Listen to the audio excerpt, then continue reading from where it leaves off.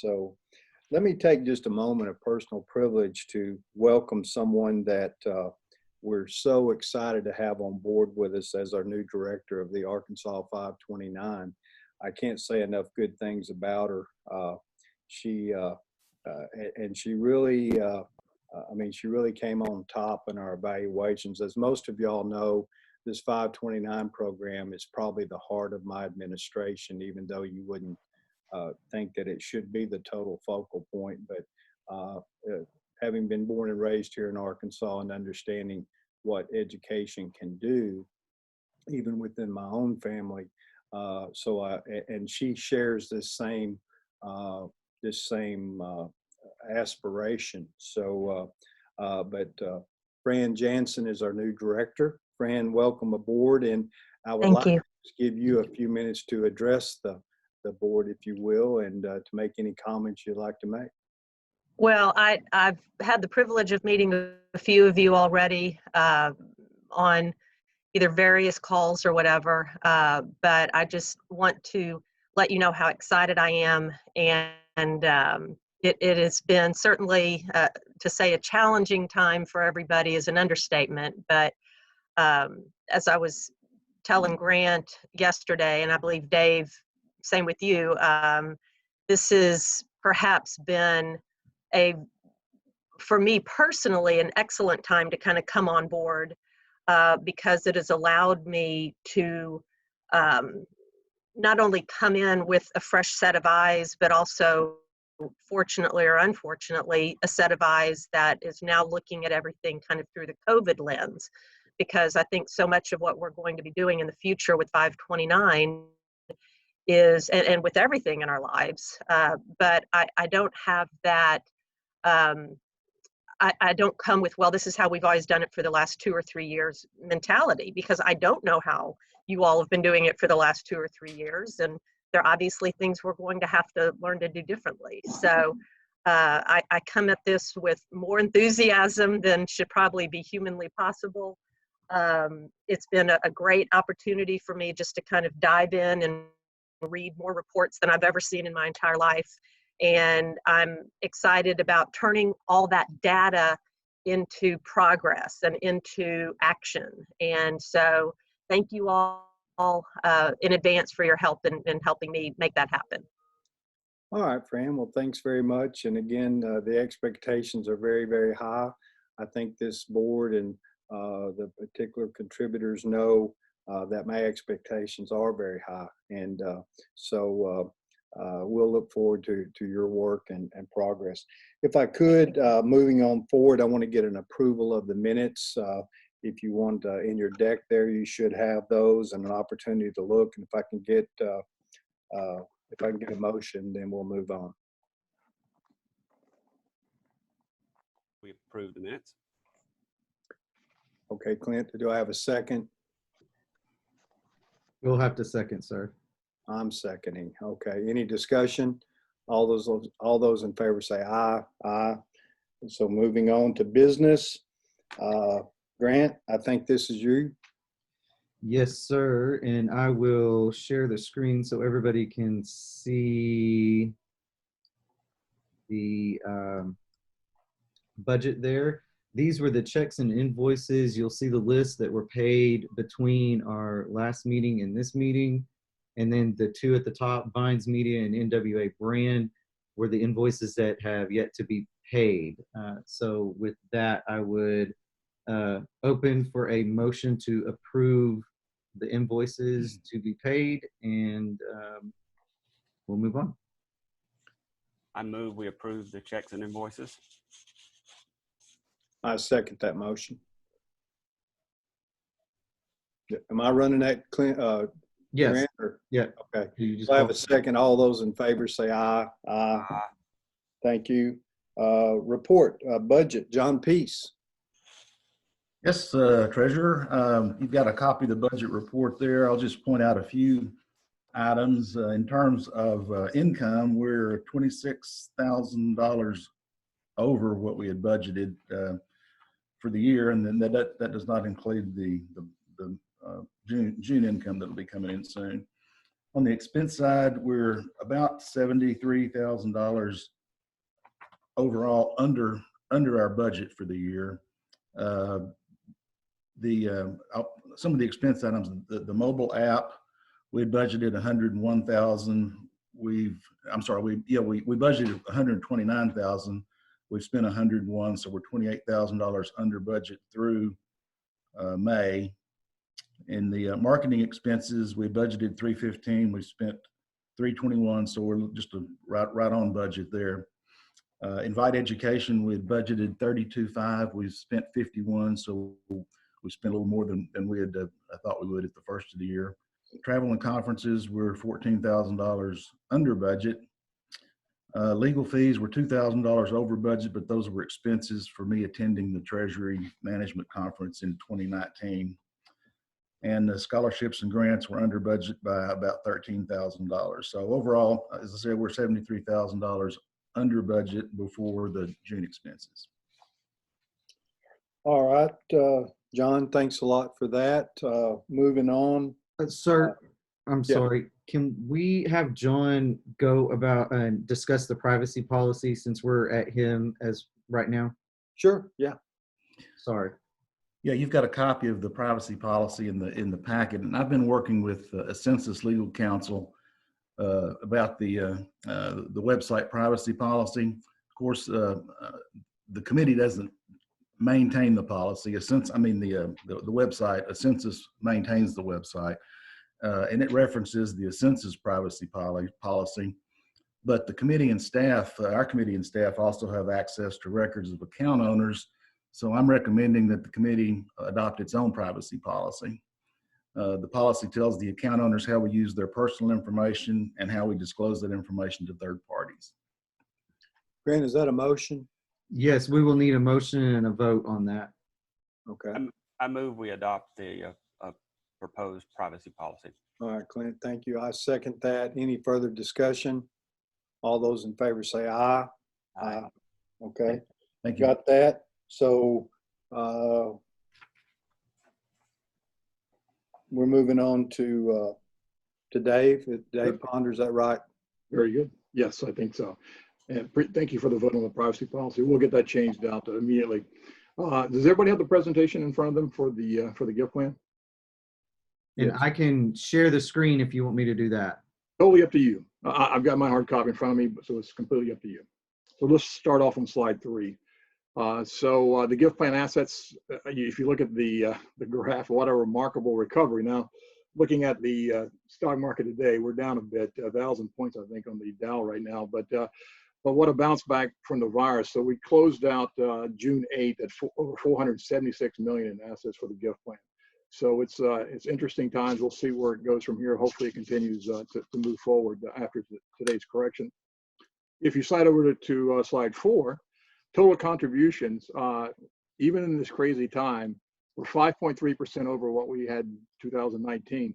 In fact, it's the best February and March in the entire 8-year period that we've been tracking this. So during this time where we've seen a pullback in the market, we've seen inflows continue to be strong and stronger. So congratulations on that. So if you go to slide 5 and look at the withdrawals, I've seen slightly more withdrawals, 14 million versus 13.3 last year during the same time frame. 77% of those withdrawals were qualified. It looks like we had about 11% of the withdrawals actually were transfers over to the iShares plan. So I'm digging a little deeper into that, but you can fault John for that issue. But the bottom line is it didn't lead to trust. So any questions on that? No. So let's go to slide 6. If you do the math, the net inflows come out to be 7.85 million. Year to date, that's 5.2% better than we did the same time frame in 2019. Slide 7 shows us that funded accounts stand at 30,421. That's a yearly growth of about 694 net. The average funded account size still stands around 15,000, but I added another slide here because 15,000 doesn't really give you the true picture. I broke it down by any age group. So you can see that the kids who are younger, obviously haven't been saving long. They only have a little over $5,000 in average account balance. But if you look at those beneficiaries that are getting ready to go off to college, their average account balance is 25,000 or more. So it kind of gives you a better picture that people are a little more prepared to pay for college expenses than the average account balance would indicate. Any questions there? Okay. So switching over to iShares, so we closed out June 8th with assets of over 520 million. Again, another remarkable bounce back. Funded accounts stand at just under 14,000, and the average account size stands at over 37,000. I will say that, and I think you guys are very well aware of this, the total trust now stands at $977 million, just 23 million short of the $1 billion mark, which I know that Stacy's been looking forward to doing a press release on. So we're getting very close, assuming that today's correction is temporary. So fingers crossed there. So lastly, on slide 11, just to go over UGIFT and UPromise rewards, these numbers are as of the end of May. So UGIFT, we've seen total coming to the Arkansas gift plan of over 6.4 million, iShares over 1.5 million, over 10,000 gifts in the gift plan, over 1,700 gifts in the iShares plan. The average gift amount for the gift plan is over $600, and for iShares, almost $900. And then finally, at UPromise Rewards, we've seen total sweeps of almost 1.8 million in free cash into account owners' accounts. Just a reminder, we have 3,600 account owners who are linked to the UPromise program within the gift plan, and almost 100,000 UPromise members living in the state of Arkansas. Any questions there? All right, thank you. Dave, thank you very much. Moving forward, Mary, you on board? Thank you, Treasurer, very much. And Fran, welcome. I'm looking forward to working with you. So please let me know whatever we can do to support you as you go through this transition. I'm really looking forward to it. So thank you. So I know everybody has their deck in front of them. So I'd like to start on page 14 of the Vanguard portion of the presentation. I want to start a bit on the economic outlook, just a quick touch as to where we are and sort of where we think we're going. There are three things that we're seeing that are going to be very important as we come through this crisis and where we are and what's going to be happening. One is are the stimulus packages. Are they enough? Do we need more? What are we seeing and where are we landing with these things? As David just mentioned, we're starting to see things turn around and open up and things like that. And so we're seeing improvement, but we don't know quite yet what that whole stimulus view is going to be.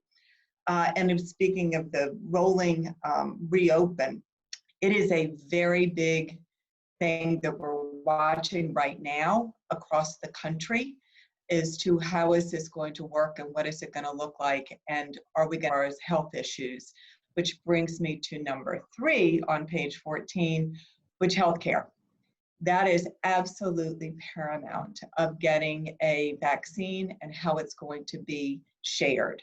So these 3 pieces are what we at Vanguard feel are going to be incredibly important as we move through this pandemic and the crisis that we are still in, but coming out of. So I want to point that out because I do think that's really important to pay attention to those things. As we look at this, we believe that looking for 2020, the international, global growth is somewhere between a -2% to -3%. And for the US, about a -6% for US growth in 2020. Of course, things are changing literally daily. So we are always gathering data and information as we continue to research this, but that's where we're seeing both global and US growth for the economy for 2020. Let me pause there and see if anybody has any questions. Okay, I will take that as a no. I then would like to go, please, to page 32 of the Vanguard deck, please. And when looking at page 32, I wanted to touch on what Vanguard has done as we navigated through this crisis. On page 33, one of the things that I really want to focus on was what Vanguard did, they did an amazing job of moving 95% of the crew home because of safety. They wanted to take care of their crew, and that's over 10,000 people that they did literally in about a week and a half, with full security, full protocols, no trading issues. It was an impressive move, and the biggest thing is they care about the account owners and the crew. And they did a really good job of protecting both very, very well. And that brings me to page 35, which were the steps that were taken. Our CEO, Tim Buckley, was every day, just about every day, out there sending reassuring messages. We had banners. We wanted to make sure that we were delivering the message, which is the Vanguard message, which is don't panic, stay the course, stay the course. And that was what we had shared over and over again. That's going to bring me to page 37. And that stay the course message, as Dave was just saying, was imperative. Because if we look on page 37 at the aggressive growth portfolio, which is that top portfolio, you look at that, the year-to-date numbers were down 22%. I then on page 38, when you look at the blended growth portfolio, again, the top one on the line there, that was down 1.26%. Two stories. One is the more aggressive you were, the more that you had a decline, but you would be okay because hopefully you have a lot more time for your child to go to school. And if you were going to be more conservative, your child is getting ready to go to school. Yes, you did see a decline, but not nearly as severe. I now want to talk about when we say stay the course. What we saw going into April was we saw a couple of really big down days. And then we saw the largest rally we've seen in the stock market in a very long time in one day on April 5th. And those people that might have panicked and started selling, they would have missed that gain. Going back to that aggressive growth portfolio, as of April 30th, the 1 year return on that now is just, and I say just, and not to take it lightly, but it's a negative 6%, very different. And those that had sold lost all that opportunity to recoup what they had lost. Blended growth portfolio, not only have they recovered, they're up over 4.5% as of April 30th.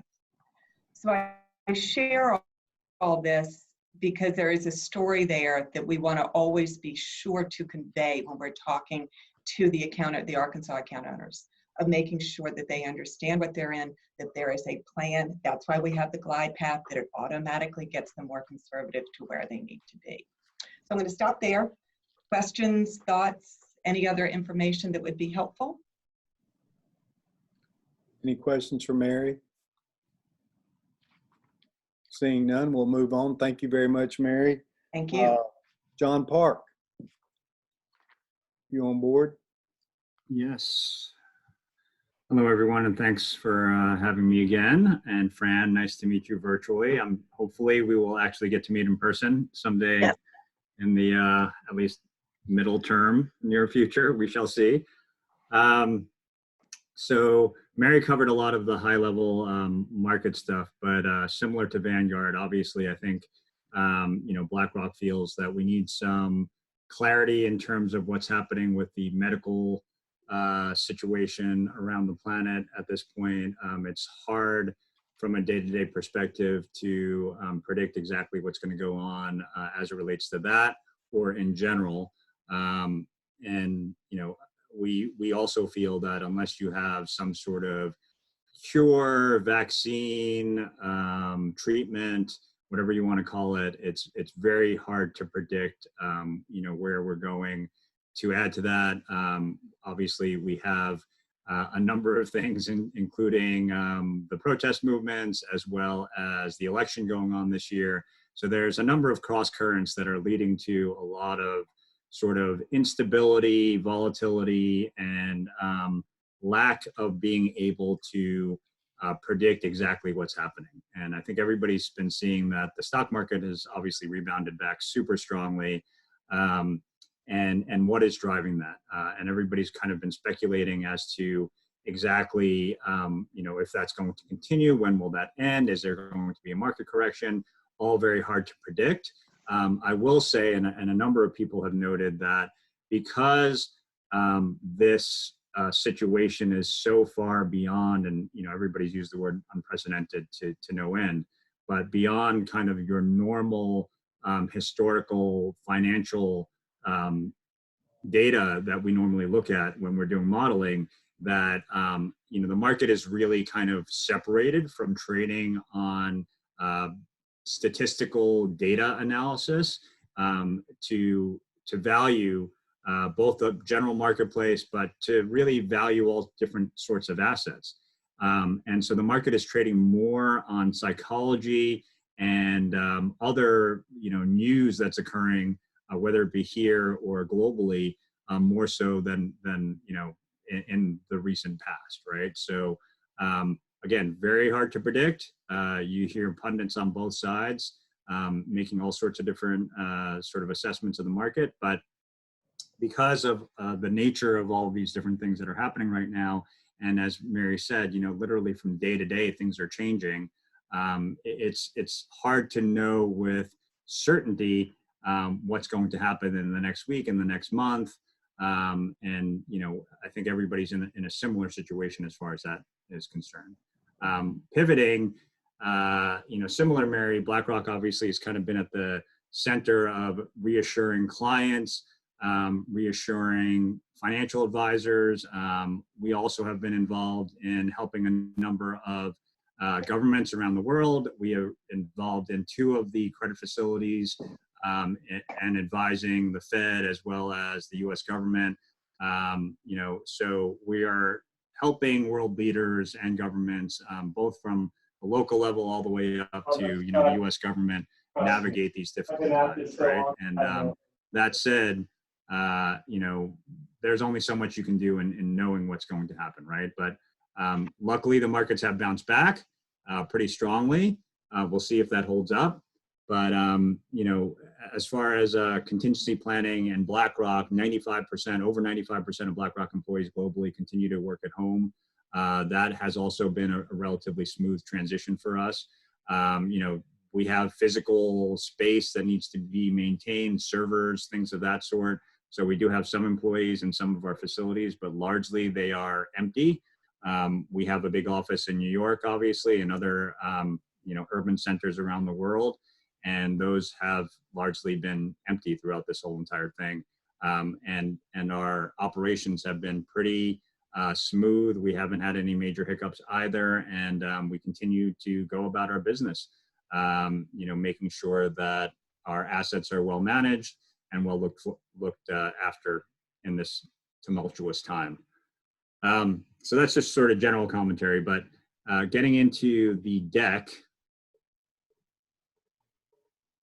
if you skip to the 4th slide in that deck, you can see where the assets have been at the top. So as of the year end, 17, 18, 2019, and through the end of May, we've had steady growth. Actually, Dave's deck was through June 8th. So it actually showed that we have rebounded and surpassed our December year-end total. But as of the end of May, we were at 497. That was a 3% decrease since the end of 2019, but we're actually above that asset level from the end of 2019. So that just speaks to 2 things. One, obviously the market's bounced back super strongly, but also that overall in the 529 industry, these assets are very sticky. Clients are saving for a purpose, a solution, which is to solve the problem of college savings. And, they tend to leave their money in there even when you have volatile market situations like we did in 2008 through 2010. Overall, you saw the industry assets being pretty well preserved relative to other investment accounts in general. So that is all good news. If you skip to slide 6, these are data points through the end of May. So actually some of these numbers are a little bit better now. But assets in Arkansas itself continue to go up. So we have 44 million. That's a 2% increase from 2019. Same number of firms selling the plan. 8% more financial advisors, 6% more accounts. The average account size is 15,700. And, it speaks to the fact that the favorable tax treatment laws that were passed in Arkansas that give you an advantage for investing in the in-state plan are having an effect, right? So we have the number of advisors increasing. They're continuing to go out and speak to account owners, and the overall assets are going up. Average account size actually is going down a little bit, but that makes sense because we're getting a whole bunch of new accounts. So overall, the picture in Arkansas is very good. And that's really about it as far as my prepared comments. Any questions? for John? Anybody? John, thank you so very much. Stay safe, and we appreciate your help as always. Grant, I think you're up. Yes, just real quickly wanted to update everyone. At the end of 2019, Congress passed, the president signed into law the Secure Act. What that did, and I know we've kind of briefly probably touched on it as we've walked through this year, but it allowed for student loans to now become an eligible expense from your 529 accounts, as well as apprenticeship programs. However, we in Arkansas will need to enact a state legislative change for those to fully take effect here for the Arkansas plan. That is on our agenda, and we will be addressing that come the general session in January of 2021. So I just wanted to put that on everybody's radar as something that we were working for our legislative packet and see if there were any questions or anything like that.